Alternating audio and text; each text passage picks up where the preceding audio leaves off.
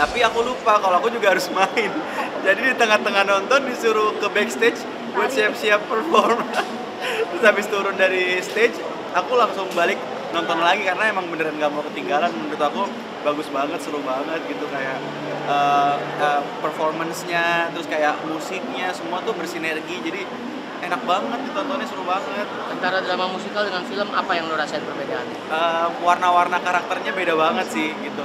Dan kan di film itu kan ada beberapa soundtrack yang dipakai di filmnya, tapi di drama musikal ini punya kesempatan untuk dinyanyikan secara live gitu. Jadi kayak wah, seru banget ya, ditambah ada teman-teman dari orkestra juga. Jadi rasa itu kayak ditambah-tambah terus gitu. Cuman ya memang medium film dan medium teater musikal itu kan jelas berbeda banget ya.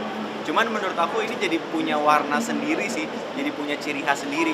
Dan ternyata mereka aktor-aktor versi musikal dan aktor-aktor versi filmnya itu aku ngerasanya beda banget ya. Kalau misalnya aku kan berperan sebagai Omar. Nah, Omar yang di teater ini aku kaget karena oh ternyata dia bisa mainin Omar dengan versi dia gitu, dan itu berbeda banget sama Omar versi aku. Jadi kayak oh ternyata seru ya, orang bisa approach dengan berbeda-beda gitu. Ini acting sama nyanyi, mau tidak mau di Dramus ini sendiri gimana latihannya? PD-nya ada PD atau justru ya mau nggak mau harus nyanyi nih? Alhamdulillah aku lebih bisa acting daripada nyanyi. Cuma sebenarnya waktu itu ditawarin untuk nyanyi gitu, cuman aku kayak mungkin karena persiapannya lumayan lama kalau ditambah dengan nyanyi, jadi aku muncul special appearance aja, jadi aku nggak usah ada nyanyi. Berarti memang meminta untuk nggak tampil nyanyi ya? Kenapa? Karena udah ada penyanyi, Nazira kan dia penyanyi, jadi udah bagiannya Nazira aja, aku nggak usah, aku bagian masuk ke special appearance aja. Berapa lama sih latihan di untuk Dramus ini sendiri? Aku ini ya drama musikal ya, mereka latihan 6 bulan total. Kalau aku beberapa kali ikut latihan, kayaknya ini 4 atau 5 kali gitu aku ikut latihan. Dibilang artis lagi laris manis gimana nih? Waduh. Gimana ya? Aku juga bingung sih. Ya alhamdulillah, tapi aku kayak ya beruntung aja sih menurut aku serahin sama teman-teman aja yang menilai. Berarti tahun ini ada berapa filmnya? Tahun ini ada sudah 2, nanti di Oktober ada film Pengen Hijrah, jadi 3 film di tahun ini. Emang lagi ngejar target untuk babat habis di film-film tahun ini, atau memang sedikit picky sih untuk ngambil job? Sebenarnya ini project tahun lalu gitu, jadi emang mungkin yang udah syuting di tahun-tahun sebelumnya memang kebetulan baru tayang aja sih. Biasanya aku ya sedapatnya aja, serezekinya aja. Tapi ya memang tentu ada beberapa film-film yang harus aku seleksi juga gitu. Jadi nggak aku ambil semuanya juga. Cuman kalau Petaka Gunung Gede di awal tahun itu syutingnya juga tahun lalu. Terus Pengepungan di Bukit Duri juga syutingnya tahun lalu. Jadi sebenarnya yang tayang di tahun ini tuh syutingnya tahun lalu semua, termasuk Pengen Hijrah. Oke. Gitu. Dua film kemarin kan cukup bagus ya responnya sendiri.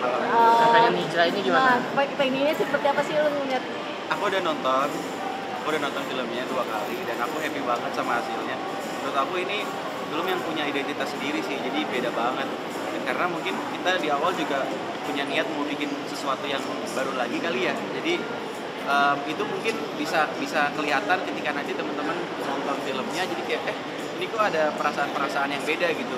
Karena produser-produser kita juga niat mereka bikin film ini tuh bukan karena ngikutin tren atau apapun gitu. Cara ide cerita di film ini pun munculnya juga dengan cara yang menarik banget, cara yang unik banget gitu. Jadi kayak menurut aku ini film sebuah karya yang bisa menggugah hati gitu ya, kayak kita bener-bener bikin pakai hati banget. Dan ini film yang aku sayangin banget sih, jujur spesial sih menurut aku filmnya. Oke, kata-kata hijrah menurut point of view Andy itu seperti apa sih? Hijrah itu perbaikan, tentang perubahan sebenarnya, perubahan diri sendiri, perubahan secara individu untuk menjadi yang lebih baik.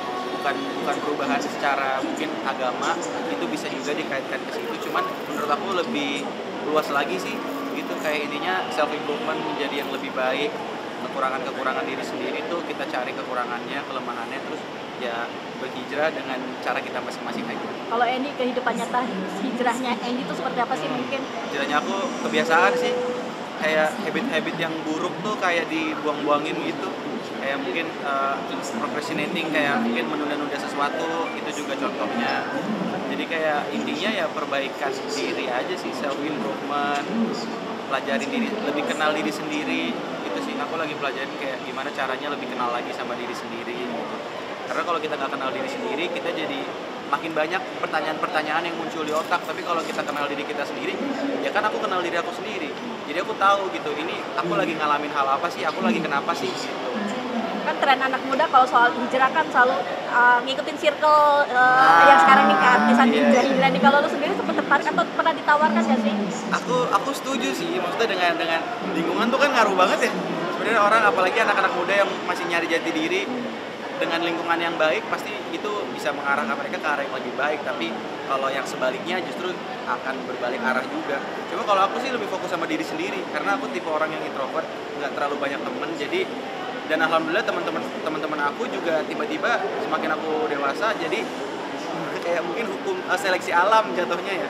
Jadi mungkin makin lama circle-nya makin mengecil gitu, dan jadinya berteman sama yang sejalan aja gitu. Kalau aku sih sekarang ya itu fokus untuk perubahan sama diri sendiri yang lebih baik gitu. Jadi kalau misalnya ketemu teman-teman ya yang kita obrolin itu tentang ada hal-hal baik apa nih yang terjadi selama beberapa bulan ke belakang gitu. Kadang kita ngomonginnya kayak gitu, bukannya gosip gitu. Jadi kayak lu udah ngapain aja berapa bulan ke belakang, apa hal-hal yang berubah itu apa gitu. Tapi kalau versi terbaik dari Kak Edi sendiri apa sih? Kenapa? Versi terbaik dirimu apa sih? Versi, nah itu masih aku cari sih, aku juga masih. Itu perubahan itu jadi versi terbaik juga. Iya, karena kan kita kan masih belajar terus ya, kayak mungkin nggak tahu deh. Terakhir ya Kak. Nggak tahu sih terbaiknya apa.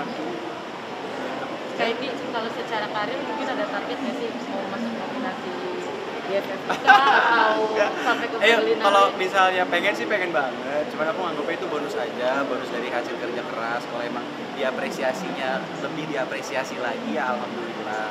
Cuman aku pengen memainkan karakter yang beda-beda aja sih. Itu aku sebagai aktor, ego aku sebagai aktor tuh aku mau kayak coba karakter yang beda-beda lagi gitu. Kayak di Pengen Hijrah ini kan aku jadi keturunan Indonesia dan keturunan Uzbekistan gitu, jadi kayak setengah-setengah. Nah itu kan juga hal yang menarik banget tuh buat dipelajarin gitu. Kayak aku harus belajar tentang Uzbekistan, negara Uzbekistan, dari mulai budaya, kultur, sosial, ideologi, semua tuh harus dipelajarin gitu. Itu ini salah satu hal-hal yang menarik, makanya aku bilang film ini spesial banget. Kalau secara ego maunya apa yang belum kesampaian? Kayaknya aku pengen banget main di film action deh. Iya. Pengepungan belum ya? Pengepungan ada actionnya, cuman aku kan jadi anak yang cupu gitu kan. Jadi aku nggak ada kebagian berantemnya gitu. Aku pengennya kayak wah berantem gitu. Oke, thank you. Boleh shout out dulu.